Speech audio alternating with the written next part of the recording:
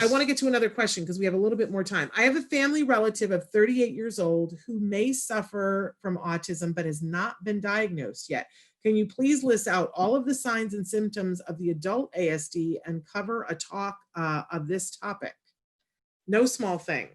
That would normally take 3 hours, but you've got less than 9 minutes. Okay, we've had actually many come through in the last, since insurance funding kicked in. I've actually helped with diagnoses for a 42-year-old chemistry professor. Love it. A 38-year-old IT guy. Recently, a 40-year-old PhD in mathematics. For me, it's so fun because I'm always asking, why now? It's obviously been functional. So what has happened? And it's been really interesting for a lot of them. It's been workplace. One of the workplaces had a dress code change. And the guy walked in and said, see the way I'm dressed? I have 5 pairs of these shoes, 10 pairs of these pants, 30 of these shirts, and that's all I wear. And when they changed the dress code, he couldn't handle it. And so human resources realized he had an issue that they could. So they sent him to see a counselor, and the counselor diagnosed him. Wow. And I asked him why, how, and he basically said his family saw him as just being probably more quirky. But when he looked at the diagnoses, social communication, he didn't understand what rules, social rules. He could see that people were all behaving a certain way, but he couldn't figure it out. He offended people without knowing it all the time in all walks of his life. The social communication about like not knowing why he had to give eye contact when he talked. People not listening to him, or people saying that he was really rude or mean when he was giving his opinions, or to him stating facts, right? You know, calling people out when they lied because he didn't understand what a white lie was.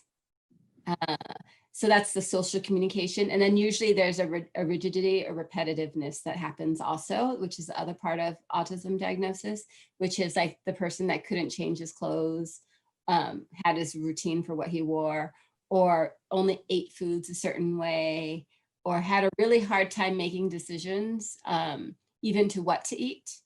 And usually it was came down to not understanding something that somebody had said about a food, about not knowing why something was bad sometimes and not bad at other times. So a grocery store shop, one of the women that I actually did an intake with, when COVID happened, you know, they rushed people in and out of grocery stores. And for her, normally grocery store shopping took a few hours because you had to read every single thing on a package and determine whether it was good for her or not. And when COVID happened, they were rushing her out and she couldn't. So she just started grabbing things off the shelves to go. And then she ended up at home with nothing she could eat because she had grabbed like all the wrong things, not knowing what's actually important in different type of situations. That saliency factor is often a really difficult part of determination of what to buy or what to, you know, do, or seeing a person who's crying but saying they're okay, and understanding that person is still hurting even though they're saying they're okay. You know, conflicting messages and not being all of those things that, you know, to get a diagnosis of autism, there's a social communication part and then a rigid routine repetitiveness part that has to be there. And if you have enough in each section, that's what qualifies you for a diagnosis of autism. And, you know, for the different adults that I've seen, there is usually somebody in their life who basically communicates to them and says, you know what, you don't get this. Maybe you need to, you know, go get evaluated because you might have something. And for many of the adults, it's actually a relief. They were like, oh, that's why we've been different. Because even they're usually so intelligent that they know that they don't get things the same way other people get things, but they don't know what or how because it's not concrete enough for them to have. They needed somebody else to come in and say, hey, look, I see that you're having issues with this, this, and this. So maybe this is something that you want to go do just to check out and see, like, is this a factor in your life or is it not? Yeah. I think Amy Schumer did a lot in the last year for the adult autism community. When she came out in her stand up and started talking about the fact that her husband, that she recently married and then now they have a child, is on the autism spectrum, and that the things that she loves most about him are characteristics on the autism spectrum. I think it allowed a lot of people to look at it and go, okay, maybe this is worth looking at. Maybe it's not as stigma filled as I thought it was. I just personally want to thank her because what what's funny is that since she did that, I have had almost every girlfriend that I have call me and say, do you think that my husband is on the autism spectrum?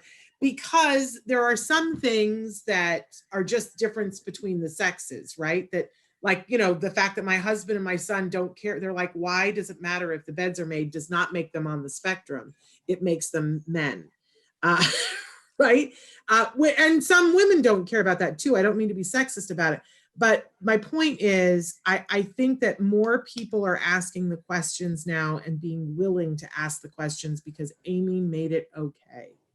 Amy said, this is kind of sexy, although there are some differences, and I think it made it okay. I have to be careful what I say here because there's a person in my extended family that I have now had because we've had so many people on the show that are adults who get diagnosed later on, and I'm constantly asking them, what made you go for the diagnosis and did it help you? And the thing that they all say across the board is, oh my gosh, it helped me so much to know, because I was able to forgive myself for not knowing things that everybody thought that I should know. And it allowed me to pick and choose what I want to learn, and that I don't have to think of myself as being less than. That the one person who said to me, I felt like I got to meet myself for the first time with love. Right. And so through all of that of hosting the show and having all these people on, I began to realize that there's somebody in my life who regularly struggles, and that seemed to, like, I never thought about before, but it's like, wow, they seem to fit that criteria. And had a discussion with them and said, I want to broach this. Have you ever thought about that? And they said, oh yeah, I've read up about a lot, but I don't see what benefit it would have. And have decided not to get diagnosed. And I think that that's a path too. But I do think that that person goes back and looks things up when they hit a wall, and they hit a wall regularly. So there we are. Oh, we've got a bunch of questions that came in last minute that I'm not going to get to. But you know what? Can we make a deal that our guest for tomorrow has canceled? And so tomorrow I would like to go through all the questions that we didn't get through today. Is that okay? We won't have Ev, but some of these questions are specifically for me. Are there any, yes, if you email me, somebody says, I asked a question before, I didn't get an answer. Are there any resources that could be mailed to me? Email me, s.penrod@autism-live.com, and I'll be happy to answer your question. All right, Ev, thank you so much for being here. It's always such a pleasure to have you here. We appreciate you so much. Oh, you're welcome. It's fun for me to be here. So well, thrilled. And thank Viri Diana for always making you available to us. Oh, I will. She's a wonder. And I wonder what we would do without her, but let's not find out. Okay, so thank you guys. So again, tomorrow on the show, we're just going to have an answer session, and let's try to get through as many of these things and delegate them out where they need to be. But if you need something in the meantime, email me, s.penrod@autism-live.com. That's all the time we have for today, but we'll be back tomorrow. Until then, give your kiddos a hug for me and one for you too. Bye-bye for now.